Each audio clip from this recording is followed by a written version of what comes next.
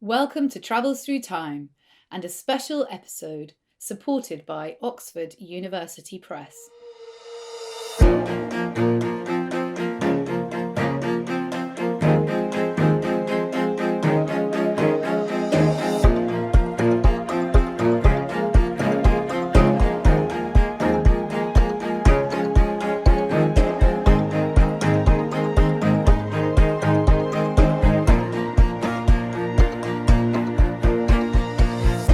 Hi, it's Violet here. This week we're headed for Prague, capital of the 16th century Kingdom of Bohemia. Since the 1980s, there's been a concerted effort to recover and reassess the role played by women in the past, as historians strive to tell their stories objectively and in more detail. This is very much the aim of today's guest, Nadine Akkerman, a Dutch academic who has spent the last 2 decades trawling archives across Europe with the aim of bringing together the correspondence of an extraordinary woman, Elizabeth Stuart, Princess of England and Scotland, Electress of the Palatinate, and briefly Queen of Bohemia. Elizabeth was the daughter of James I and the sister of the ill-fated Charles, and while plenty has been written about her over the centuries since her death in 1662, much of it is coloured by bias, inaccuracy, and rumour. In her riveting new book, Elizabeth Stuart, Queen of Hearts, Nadine Akkerman draws back the curtain on centuries of hearsay and prejudice to reveal Elizabeth's life in its full, extraordinary glory. This was a woman of great courage and intelligence, who ruled alongside her husband, guided their children after his death, played a vital role in contemporary politics, hunted wild boar while 8 months pregnant. Who knows how the 17th century would have turned out if she had acceded to the throne of England in 1625 instead of her hapless brother, Charles I. She was, in so many ways, the true successor of her namesake and godmother, Queen Elizabeth I. Nadine Akkerman is reader in early modern English literature at Leiden University and author of the critically acclaimed Invisible Agents, Women and Espionage in 17th Century Britain and The Correspondence of Elizabeth Stuart, Queen of Bohemia. We are also excited to announce that our partners at unseenhistories.com are doing a special feature on Nadine's book at the moment, with an exclusive extract and some stunning images. So please head over to their website if you'd like to find out more. Welcome to Travels Through Time, Nadine. Thank you so much for having me. And whereabouts are you joining us from today? I'm in Leiden, in a very tiny canal house in the middle of the centre. And so you are Dutch, you're from Holland, but the book that we're going to be talking about today that you have just written is about Elizabeth Stuart, who was James I's daughter. So she was a big mixture. She was born in Scotland, but then lived in England during her childhood, and then she married the Elector of Palatine, and so then spent, I think, if I'm right, the rest of her life all over Europe. And we're going to talk in much more detail later about her experiences in Prague. But before we talk about her life specifically, I would like to ask you when you first encountered Elizabeth Stuart, and what is it about her that makes you so interested in her? I first encountered her when I was doing my PhD at the beginning of 2002 it was, so a long time ago. And I was researching her letters and I wanted to look into her own words because she was basically accused of starting the 30 Years' War in footnotes. So nobody really wrote about her. And it turned out that nobody had actually looked at her own correspondence, which was odd. And there was so much of it. I couldn't go into an archive without finding another 100 letters that clearly weren't read by historians before. The sand that was used to dry the ink of her writings often still was kind of visible on the letter itself, meaning that these papers were hardly ever touched apart from by the recipient. So nobody had really taken the time to look at her own words. And by looking at her words, there was a completely different picture quite rapidly as well. of what had been written about her. And why do you think nobody had looked at her letters? Was it a simple case of histories written by men, for men, about men, do you think? Or was it more complicated? Well, that's certainly a big part of it. I think ever since the 1980s, we have been more interested in women's history. But relatively speaking, that has only been a couple of decades. But there has been a wonderful biography already in the 19th century written by a woman. But she obviously couldn't travel all through Europe. So she looked at only the English archives, and I also looked at German archives and Italy and archives in the United States and private collections. And so it was easier for me in that respect to do more research. But I think we still need to do an awful lot. It's not only Elizabeth Stuart, but for instance, if we look at the other queens of the period, of the Stuart period, Anna of Denmark's letters or Henrietta Maria's letters have not been collected. Nobody has done the same thing as I've now done for Elizabeth Stuart. And it's incredibly time consuming. So I've been working on Elizabeth Stuart since 2002, discovered thousands of letters that or rediscovered, because archivists usually know that they have them, so rediscovered them all over Europe. But that similar work hasn't been done for other queens. That's so exciting. So if there's any budding Stuart historians out there, they should get themselves into the archives as soon as they can. So part of the problem was that people weren't looking at the full extent of her letters and her papers. But I know that another part of the problem, there's perhaps sometimes slightly unrealistic or sexist readings of the evidence about her. And I wonder if you could talk about a bit about that, explain a bit about that, because that's obviously something which has changed a lot in the way that we study history in the last 20 years, as you said, or 30 years. Talk a bit about that, though, especially that there was an example that you gave in your introduction, which I just thought was so interesting, about the way that she treated her children and her relationship with her dogs and her monkeys. So can you tell us about that? Yeah, so whenever I say, oh, I work on Elizabeth Stuart, everybody's sort of, the immediate reaction is, because the line everybody remembers in history is that she loved her monkeys and dogs more than her 13 children. And that is, of course, a wonderful image of a woman surrounded by dogs and monkeys. But if you actually go to the source, it comes from a biography written by one of her daughters. And that daughter says at the beginning of that biography, I'm going to write a satire and I'm going to make fun of everyone. So this statement is completely taken out of context because it's no longer mentioned that this is supposed to be a satire. And we can hardly no longer imagine people having monkeys, but it was quite normal for aristocratic women to have monkeys at the time as part of their menagerie. Mm-hmm. So it was a kind of a symbol of having access to a new world. So it was also a symbol of power.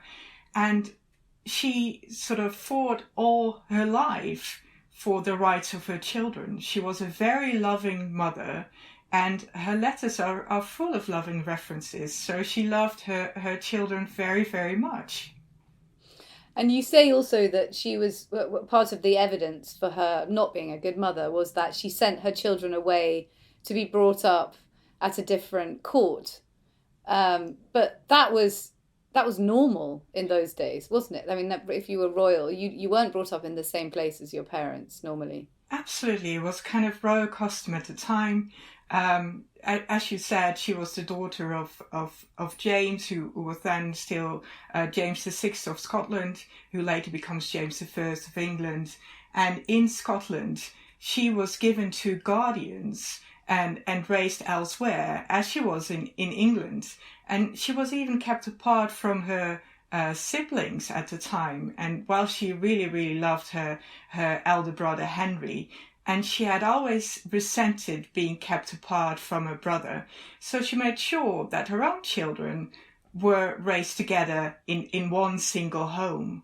And the kind of new Oxford Dictionary of National Biography, for instance, says that they were raised at a court 3 days away from her own court. Well, it turns out to be just 3 hours. And she visited that court quite regularly because it was quite close to her court in exile in The Hague. And she made sure that all her children got a proper education. She made sure that they were in a university town, that the boys went to university, but that the girls were visited by professors. So in a way, the girls got a university education as well, which was quite unusual at the time. And let's go back now to talk a bit about her childhood and her education, because she was also given a very good education, and she was, I believe, named after Elizabeth I, who of course was famously very clever and well educated. And she was her godmother, wasn't she? Yeah, absolutely. So can you tell us a bit about that and what her early childhood was like? Yeah, she was named after Elizabeth I, basically because her parents were very keen on being favoured by Elizabeth I. Of course, they wanted that crown of England, so they were sort of making sure that Elizabeth I wouldn't forget them and saying, we have this lovely little girl, can we name her after you? And Elizabeth I agreed. Poets at the time immediately started to compare her to the great Queen of England. So that was sort of ingrained into her entire being, that people were constantly comparing her to this great queen. She started as a very little girl copying the signature of Elizabeth I. So her signature was exactly the same throughout her life as that of Elizabeth I, with all the wonderful curls that are so characteristic of that signature. So people, just imagine people seeing a letter and being, for even if it's a split second, being a bit confused what kind of letter they are actually looking at. Yeah, that must have annoyed some historians in the... Oh yes, it creates some confusion, absolutely. But she was taught Italian. She writes her first Italian letters as a little girl of 7. She wants to learn Latin. There is this kind of story that her father forbids her to learn any classical languages. Whether that's true or not is difficult to say. We do have a letter of her to her elder brother saying, I will improve your Italian if you sort of give me access to your Latin skills. So she was clearly looking for that classical education herself as well. And she was a better French speaker than any of her other siblings. So she was obviously very bright. Yes, very, very clever girl. And that's certainly what we also think to see when we look at the early portraits. But portraits, of course, aren't reality. And the painter of this period, Robert Peake, was instructed to give her the same face as her father. So we look at this kind of really old girl when she's only portrayed as a 9-year-old.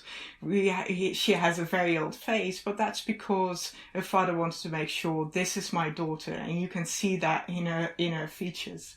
So in a way, we don't even know what she looked like, but she was certainly very clever.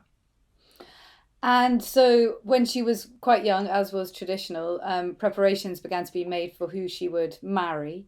So can you tell us about that? Who was on the list of suitors?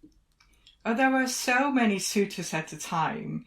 Everyone wanted to marry the only girl of James and Anna of Denmark. For instance, we had Maurice of Orange, the Prince of Orange, who later would play a very big part in her life, wanting to marry her. Her father then saying, well, this is just some kind of German prince, is too insignificant. Also, the King of Spain at some point wanted to marry her. There were a lot of suitors. Almost all the European lands were after the Jewel of Europe, as she was called. Goodness me. So that was her nickname when she was little? Yes, and throughout her life, yeah. And so they settled on Frederick V who was the Elector of Palatine, is that right? Yes, they started negotiating for him quite early on. They had never really taken that offer seriously because he had still a young father. So it wasn't, when the proposal started, it wasn't immediately evident that he would be elected Palatine quickly enough. But when his father died quite unexpectedly because of ill health, he really drank too much, that man, so he died quite young. He suddenly was the elected Palatine in waiting, and he still had to reach his majority, but that was sort of quite quickly thereafter. And there were a lot of things going on in Europe at the time. For instance, the King of France was assassinated. So James felt we really need to support the Protestants, and he wasn't only elected Palatine, he was also the leader of the Protestant Union, which was kind of a military alliance. So in that way, there was this kind of wedding, a union sort, with the Protestant power in Europe. And can you just explain what the Palatine was, where, which lands it included? Yes, it's the Palatinate is in Germany, and it consists of two parts. One is around Heidelberg, which is the Lower Palatinate, and a part which is borders on Bohemia, in the area around Prague, which is the Upper Palatinate with the capital Hamburg. So two quite separate areas which make up the Palatinate. And the elected Palatine was one of the 7 electors of the Holy Roman Empire, and one of the most powerful ones because he was the only elector who could veto decisions of the emperor. And he's called an elector. Was he genuinely elected? No, it's a kind of hereditary title, but they elect the emperor. So Okay. they have the power to elect rather than being elected themselves. Okay. And so the negotiations come to a head, and then just briefly tell us about the wedding, because that did sound like quite an event. Oh, it was absolutely fantastic. James wanted Frederick, this little boy, to come over to England because he first wanted to make sure that the guy didn't have any hereditary diseases. So that was the reason it wasn't a proxy marriage. He had to make sure that this boy was healthy enough, and he was turned out to be quite handsome, but still they're only kind of 16 when they marry, so they're both quite young. And Frederick certainly looks like a little boy in paintings. And it was an arranged marriage, as we said, and Elizabeth at the time wasn't particularly keen, but she played the kind of dutiful daughter. Normally it's immediately portrayed as a very kind of romantic fairy tale wedding, but I think it's very important for a biographer to keep in mind that this was an arranged marriage and that she had very mixed feelings, as her own kind of letters make clear. But they arrive with hundreds of courtiers from Germany, but also from Holland, because he was a nephew of the Prince of Orange. It was a very grand affair. There were a lot of preparations. Something terrible happened, which at first put a stop to the feelings of joy and celebrations, which was that her elder brother Henry died quite unexpectedly. So we have a sense of mourning being united with celebration. And James wants to speed up the wedding. It was initially planned as late as May, but he wants to bring that forward because there are voices of discontent.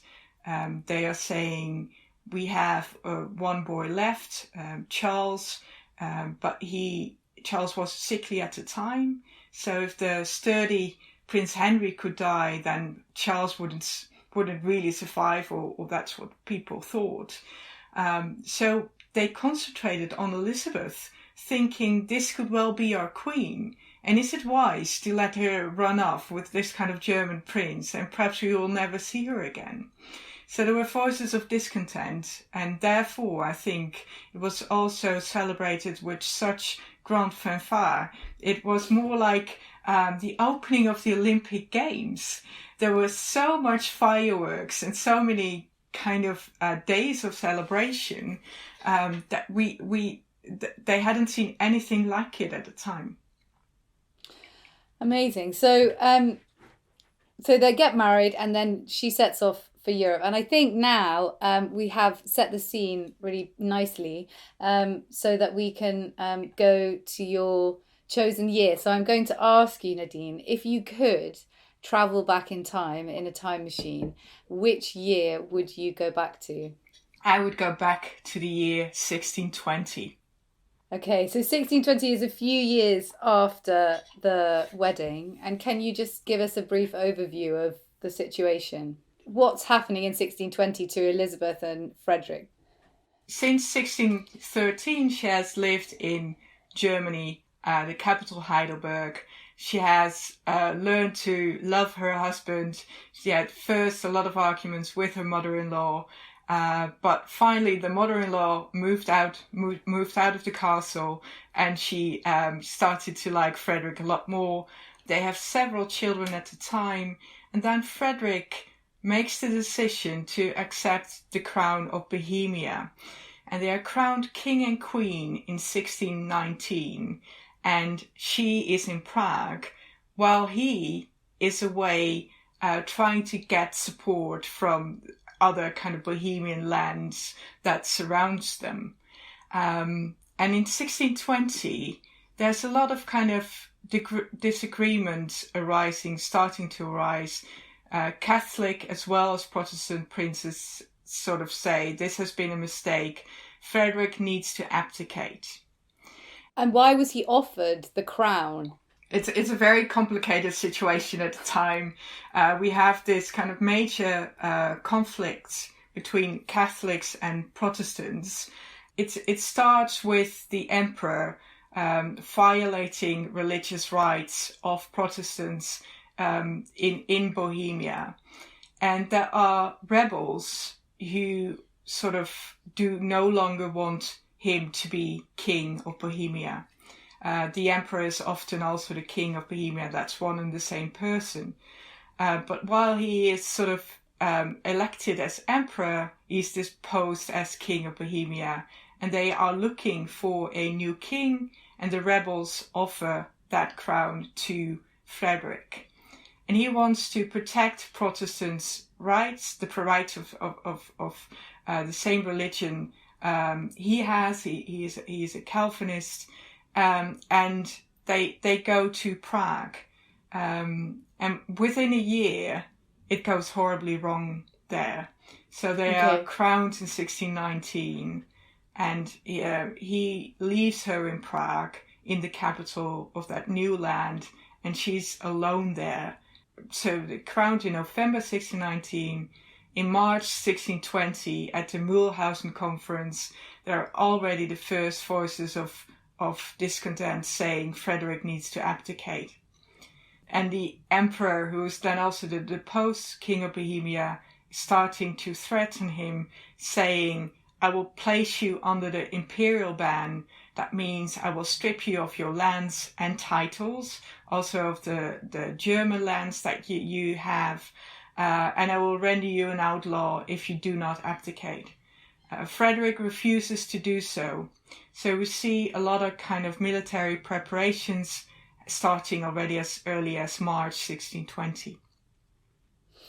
Okay, so that I think takes us very nicely to your first scene. So can you describe where we are, what we're going to witness? Yes, we have a scene of Elizabeth alone in Prague, and I think I cannot stress this enough because other biographers haven't realized how much of the time of their reign, which is a year from one winter to the next winter, she is actually alone there. So she refuses to leave the capital, Prague, because she wants to support her subjects. And all this time, her husband is with the army because 3 armies are raised against them.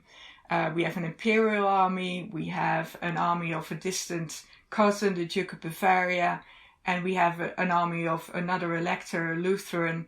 They're all heading towards Prague, where Elizabeth is alone. There's also another army, a Spanish army, heading towards the Palatinate, those kind of German lands. And Elizabeth is particularly worried at first about those Spanish soldiers because they are invading her dower lands, her own lands. Dower lands are lands given to a woman upon her marriage and held in trust, remaining her property even in the event of her being widowed. So she sees those lands as hers, and she is saying to her father, they are not only threatening my husband, but they are taking lands that are really mine. And by the middle of September, all her ladies in waiting, almost all of them, have left Prague. And Frederick is at the army, and he's writing letters to her saying, okay, all your goods, all the stuff has been packed in case we have to flee, but I need you to leave now. And she refuses to do so. She says, I need to be with my subjects. She also has a little baby with her, Rupert. People know Rupert because of the civil wars in England later. But at that time, he's not even a year old. The other children were left with German relatives. She's heavily pregnant, so she's there with a baby and heavily pregnant. And Frederick is writing letters saying it's getting out of hand. He doesn't really mince his words. He writes about dismemberment. He's writing about soldiers, his legs being blown off, people dying all around him. And he's saying it's time to leave, and she refuses to do so. Why do you think she refused? I mean, I know you say that she wanted to stay with her subjects, but she'd only been their queen for a very short amount of time. Do you think she really had developed that much of a sense of responsibility and a bond with the people of Prague by that time, or do you think there was something else in it? Well, I think she feels that she has a duty as an elected queen. Of course, her father believed in the divine rights of kings. Yeah, that's true. So that's how she was raised, but she really believes she has a duty towards her subjects, and she doesn't want them to lose heart. She thinks if I leave, there will be panic.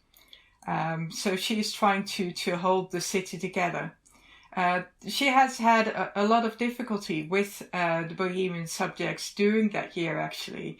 They didn't understand her way of clothing, for instance. She was a woman with a very low cleavage, for instance. Oh, right. And they said, well, she needs to cover herself up.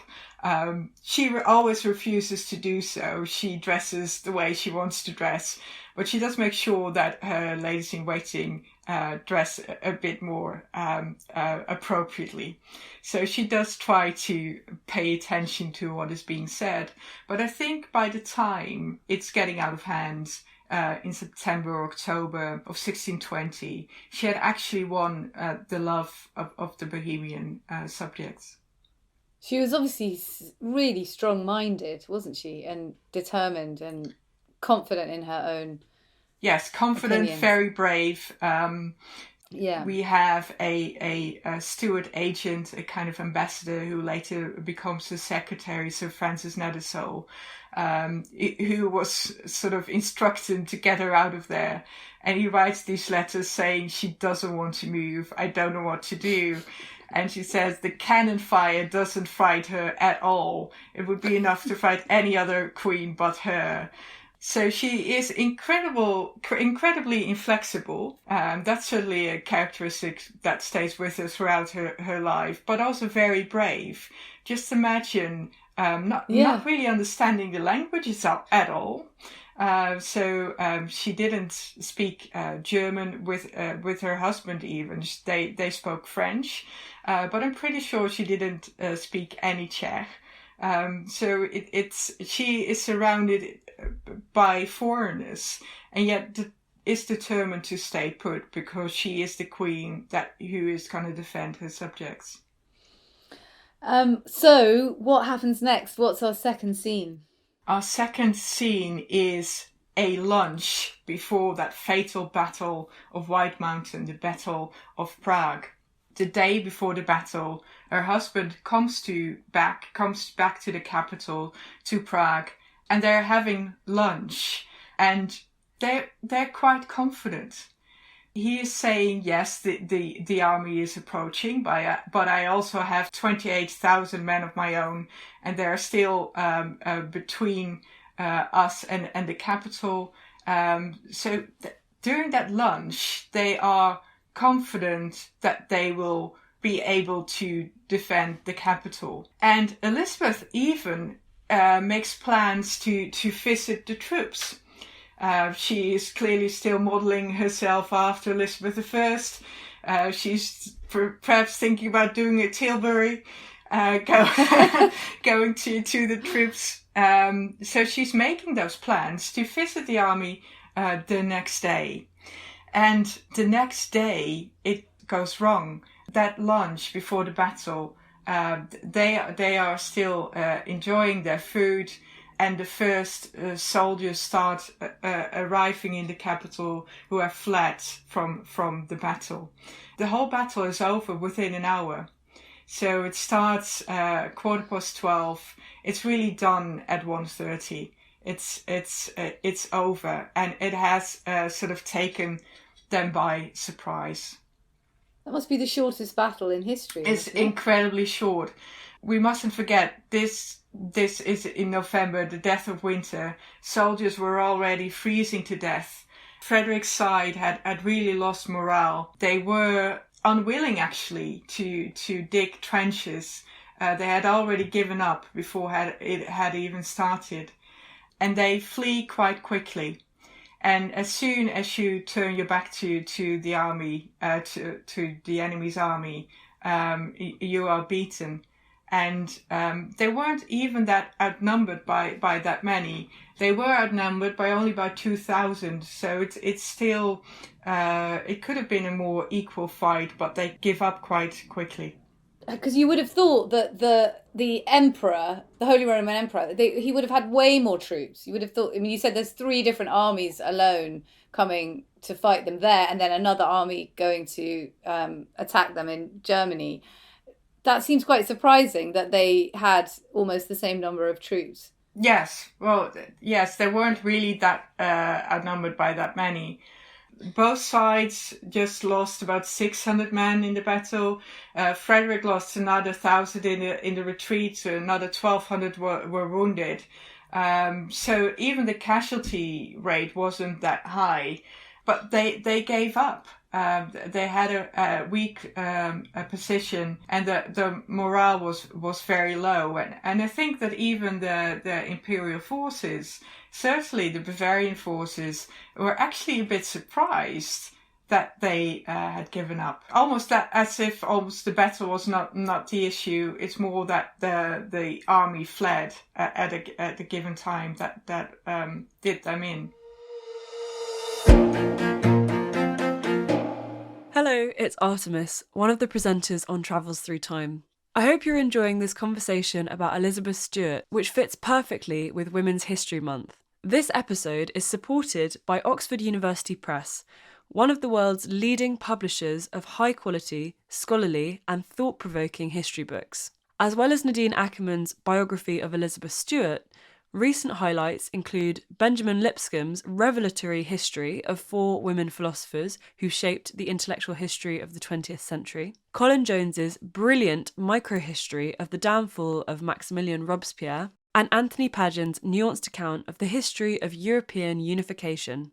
To find out more about any of these titles and many more too, you can visit their website at global.oup/academic. So let's go to scene 3 to find out what Elizabeth and Frederick do.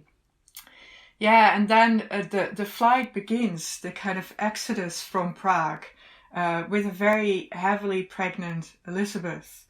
And she had stayed in Prague to make sure that the subjects wouldn't panic. As soon as the decision is being taken that she will flee as well, then Prague really surrenders, gives up the fight. And so they need to cross a bridge in Prague and then make sure that she will get out of there safely. And they need to cross the river Elbe with a lot of carriages as well. And what we see during that flight, that Frederick is really uncertain. But Elizabeth does not let herself fall below the dignity of a queen. It's really, again, it's her who makes sure that this kind of group of people, hundreds of them, stay together and get out of there safely. And where do they go? She heads towards Poland, and Frederick separates from her quite quickly on, deliberately, because he still doesn't want to give up. So he wants to sort of talk to other princes to see whether he can get some support. Even Elizabeth writes to her friends, a war is not lost with one battle. So she is still kind of determined to fight. She still believes that he will manage to get support, but he will fail to do so. So she goes to Poland. She ends up in Kustrin, which is in Brandenburg, a German state, but on the border of Poland. And even though the Elector of Brandenburg is one of the other electors, but also related to her, he's a brother-in-law. But by this time, we mustn't forget that they are outlaws. The emperor has stripped them of their lands and titles, and nobody is really allowed to take them in. So the Elector of Brandenburg, even though he is family as well, is very, very hesitant to do so. So she asks permission to stay at his castle. The first letters she receives is saying, well, we don't really have kitchen staff, it's very cold here, we don't really have the kind of tapestries to keep the walls warm, you shouldn't really be coming here. But she has no option at that point, really, because she is eight months pregnant. So she needs to find a place to stay. And so she arrives in Brandenburg, and she would later give birth there to Morris. And tell us the story about when she had to, for some reason, leave her carriage. And yes, during the flight, of course, they take all these carriages with her, but they notice that some of her own wagons are pillaged by some of their own supporters. So people are sort of in disarray and pillage her wagons, and then at that point a decision is taken to continue on horseback. Elizabeth was a woman who would spear boar while she was 8 months pregnant from horseback, so she could sort of hold her own. But the story is that she was placed behind Ralph Hopton so that he takes her away on horseback. Whether that's true or not, I don't know, because she was such a good rider herself. So I can't see the reason for her being placed behind a man on a horseback, unless they had to share the horses, that there weren't enough horses. But that's how they make it out of there. That's an amazing image, isn't it? You can imagine her 8 months pregnant with a huge stomach. Yes. Riding away from Prague. She sounds like such an incredible person. So what happened after that? I mean, she lived for another, how many years? 40 years or 30 years? Yes. Can you just tell us a little bit about where did they go, her and Frederick? She doesn't die until 1662. And I think that's also one of the reasons why she is so incredibly interesting. She writes to all the kings and queens of Europe, to all the generals of the 30 Years' War, the war that had basically started with her husband accepting the crown of Bohemia. So if you look at her, you don't only look at a woman, you look at a conflict, the 30 Years' War, which is then intertwined with the 80 Years' War elsewhere in Europe, and later even with the civil wars in England and Scotland. So if you look at her, you have this kind of picture of what is going on in Europe. They find refuge in Holland, in the Low Countries, because Maurice, the Prince of Orange, is a family of Frederick.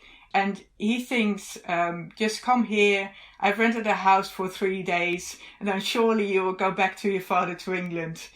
And they decide to stay there and to organize their military campaign from The Hague in the Low Countries.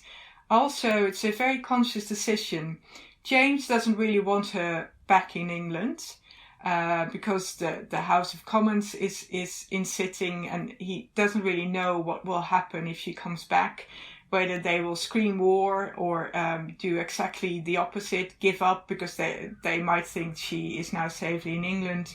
But there are a lot of soldiers, English and Scottish soldiers, garrisoned in The Hague because they are part of the state army. So they think Elizabeth can be a figurehead for these soldiers. They can see for whom they are fighting.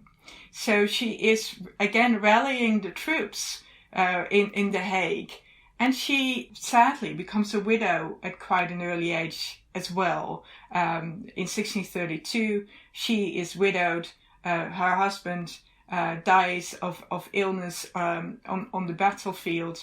And she is responsible for all of her children. She would get 13 children with Frederick. She is almost pregnant in her entire marriage. That is also very impossible almost to imagine. Yeah, don't underestimate what influence that would have had. My goodness, I can't imagine anything worse. Anyway, me neither. But she decides to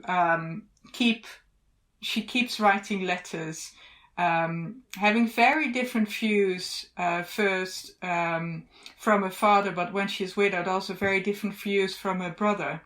That's one of the reasons she continues to opt for voluntary exile, because Charles I invites her back to England once she's widowed. He says, well, you can stay at court here. But she sort of realizes that he will read all her letters and he will decide what the foreign policy then would be. So she says, no, thank you very much. I'm perfectly happy here at The Hague, where I can receive all kinds of ambassadors who travel through the capital, and I can meddle with all kinds of affairs, which she does. Well, and also retain her independence. Oh, absolutely. Yes. Yes. Nobody can really touch her there. What a story. And I know she carried on fighting for her children, didn't she? And her son eventually became an elector. Yes. In 1648, the Peace of Westphalia gives them back part of the Palatinate. So these were kind of two separate areas in Germany. He receives half of it back. The part of which Heidelberg was the capital. She has been always against that compromise. She was for all or nothing. In 1636, she was offered a better deal, but declined it, even sabotaged a peace treaty to make sure that they wouldn't get half of it back, because she wanted all of it back, because she was fully aware how the empire worked and that the power actually came with the entire Palatinate rather than with half of it. So she didn't want just lands, she also wanted to have a say for her children in the empire. So she was actually quite cross with her son Charles Louis at the time, who then accepts half of it. To be honest, he has no other choice there. And if you can even think about it quite provocatively, what would have happened if she just had accepted a better deal in 1636? could she have shortened the 30 Years' War even? And of course, there are many players in that war, and she surely cannot be held solely responsible. But she surely was one of the many factors why it lasted longer than it should have done. So she was a real player. There's one more question that I'm going to ask you, which is, if you could have picked something up from one of these 3 scenes that we visited today and brought it back with you to the present so you could keep it for yourself, what would it be? Yeah, that is such a brilliant question. And I had to think about that long and hard. So the story is that they left all kinds of things behind in Prague. Which they didn't. That's part of propaganda, because the flight was organized, everything was neatly packed weeks in advance. So they didn't really leave anything of value that was of any value behind. Even there's a story that Frederick lost the garter belt, and that ends up in the palaces of his enemy, the Duke of Bavaria. But that was lost months before, so it wasn't even lost during the flight. But there is one thing that she sort of sends ambassadors letters for, saying that she wants to have it back. And it's a mysterious item, because I don't know what it is. And she describes it as a paquet de nuit. Paquet de nuit in French, so packet of the night. And previous biographers have translated it as night clothes, pajamas. I can't imagine that she would send dozens of letters to ambassadors saying, I want that back, if it was some kind of pajamas. So it's a mysterious item, and I just would want to have that, just to know what it is. It must have been something more exciting than pajamas, can't have been. Yes. That's a great choice. I love that it's a mystery. That's a fantastic choice. Thank you so much for coming on Travels Through Time. And I really hope that your book will result in the Oxford Dictionary of Biography being corrected and changed, and everybody's view of Elizabeth Stuart being more informed. Thank you so much. Thank you. That was me, Violet Moller, talking to Nadine Akkerman the other day and finding out all about the fascinating life of Elizabeth Stuart. Nadine's book of the same name has just been published by Oxford University Press. To order a copy, see images of Elizabeth and much more, please visit our website tttpodcast.com, where you can also subscribe to our newsletter and find out details about all the other wonderful episodes in our archive. And don't forget to visit unseenhistories.com to see an exclusive extract of the book and much more besides. Thanks so much for listening. Until next time, goodbye.